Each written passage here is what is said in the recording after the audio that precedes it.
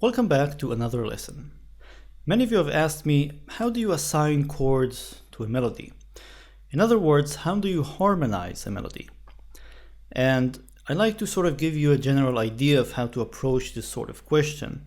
And the main thing I'd like you to go or to come out of this with is, first of all, being able to find the main important chords, and then to not think of harmonizing a melody, but actually about reharmonizing a melody.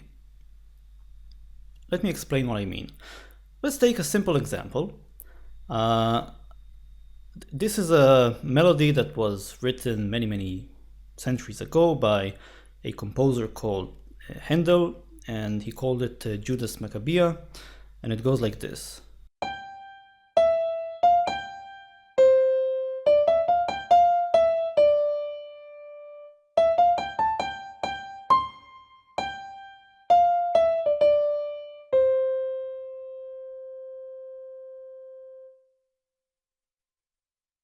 The first step in harmonizing a melody is figuring out how or going for the simplest possible set of chords. So you usually start out with the root and try holding this root for as long as you can. It might sound boring, but try holding it down as you play the melody until it really clashes with the melody. Don't change it until you really have to. So let me show you what I mean. I'm going to start playing this in my right hand, and this is in the key of C major. So I'm going to start with the C major chord.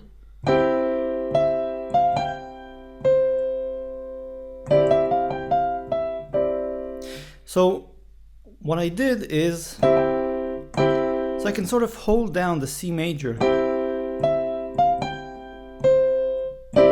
until I hit this D here.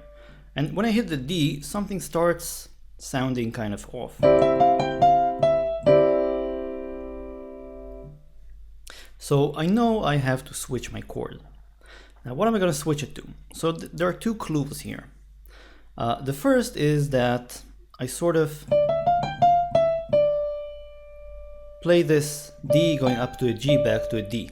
So this gives me a clue that my chord is going to probably contain a D. So that's an important part of harmonizing a melody. If you need to change a chord, try figuring out which chord coincides with the melody notes that you play in the right hand. And try to aim for the important melody notes.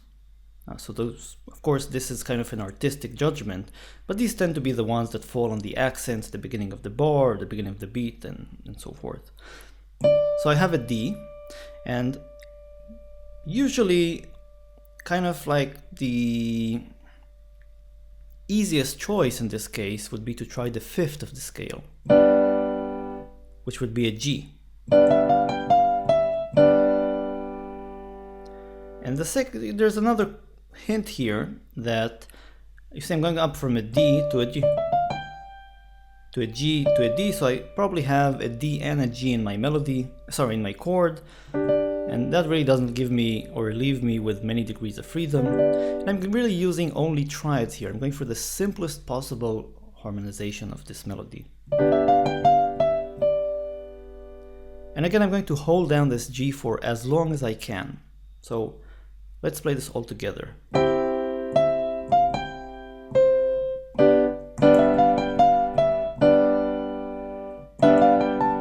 So it clashes again here, and I'm going to try going back to the C, because I came from a C and my new phrase starts with an E. So I'm going to try a chord that I already tried before and has an E in it, so the C major is kind of an obvious choice.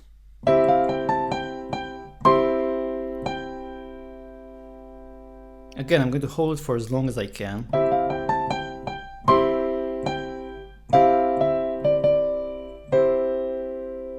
And this last phrase here didn't really sound quite right, so there's another chord there, and I'm going to try a G. Now why did I try a G? this had an F in it, and the G doesn't have an F in it. So what I'm really trying here is a G dominant 7. Now, did I actually have to use a G dominant 7? It's just sort of trying the fifth or the dominant fifth of the scale is sort of the natural choice.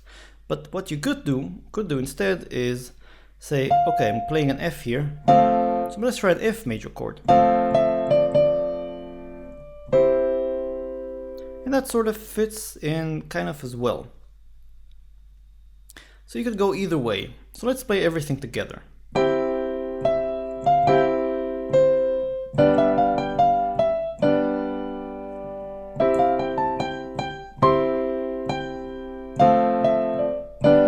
Maybe try G here. And usually when you end on the root note, or the root chord at least, and it's back to a C major. So we really went for the simplest possible harmonization of the song. And we used the clues that we had throughout, which is trying to choose chords that shared notes with the melody, or as many notes with the melody as possible. It's important in the melody to try and identify the important notes and the passing notes. So here in this phrase, the important notes were the D and the G, and the other notes were sort of just connecting them, just going up and down. Now, once you have this basic structure, then the next step is to reharmonize the song. And here's where things start becoming interesting. This is actually going to be a different video. I know that you're actually just feeling like you're getting into it, and I already have videos on reharmonization. So I urge you to check them out, and I'll put the link in the description. But the idea is to take the chords that you've written down so far and either change them for other chords that fit, or insert chords in between that connect them. Let me give you one simple example.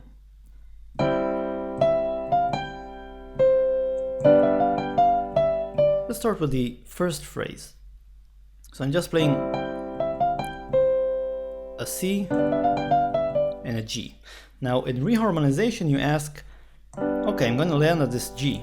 How can I connect this C to the G? What sort of chord progression can I insert in there that will lead me sort of from C to G and also doesn't clash with the melody notes?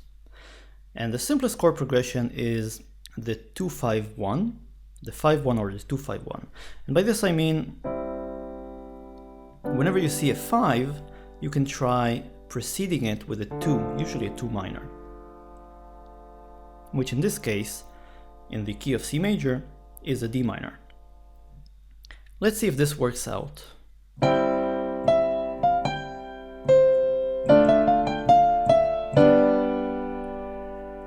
Works beautifully. So we've reharmonized the song, and this is where things get interesting. The particular reharmonization that you choose is going to really determine the color and sort of richness of your harmonization. Now we can complicate things even further.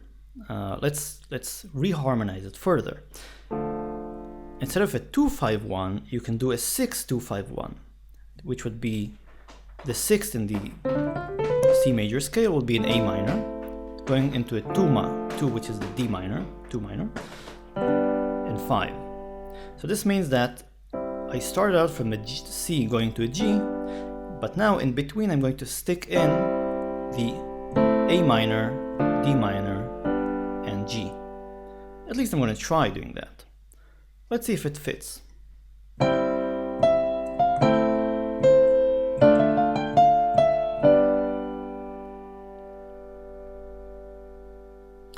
And again, this sounds, at least to my ears, extremely good. Like it really fits, it doesn't clash with any of the melody notes, and it complements it quite nicely. So you see, the idea is to first of all build the absolutely most boring basic chord progression that doesn't clash with anything, and then to reharmonize it. I'm going to upload some more videos about reharmonization in the upcoming months, but I also urge you to check out my existing ones. So again, I'm going to put a link in the description of the video that you can check out. That's it. I hope I've given you some ideas on how to harmonize and reharmonize melodies, and I'll see you next time.